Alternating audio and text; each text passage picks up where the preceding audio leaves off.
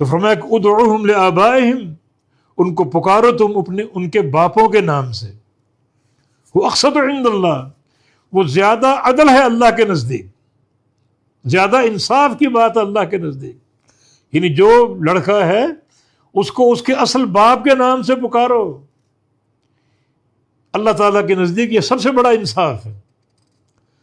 اب سوال یہ، کسی کو متبنہ نہیں بنا سکتے، منہ بولا بیٹا نہیں بنا سکتے؟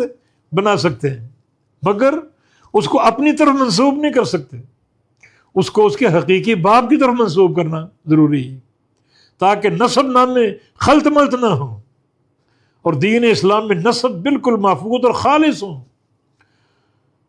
اور بحمد اللہ ہمارے نسب خالص ہیں، یہ مسلمانوں کا ایک شرف ہے. ورنہ یورپ میں چلے جائیں، نسب نامے بالکل غیر محفوظ ہے. بیشتر پیدا ہونے والے بچے کسی کو اپنے باپ کا علم نہیں، اور کسی کو نہ باپ کا علم ہے نہ ماں کا علم ہے.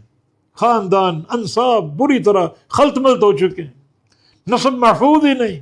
اور ان کو جو ہم پر حسد اور جلن ہے وہ یہ ہے کہ ہماری خاندانی وجاہتیں قائم ہیں، ہماری نسب نامے خلط ملط نہیں ہے.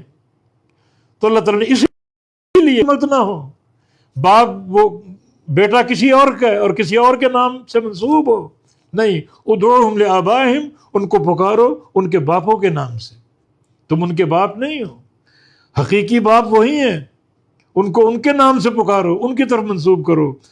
وہ اقسط عند اللہ، وہ اللہ کے نزدیک سب سے بڑے انصاف کی بات ہے.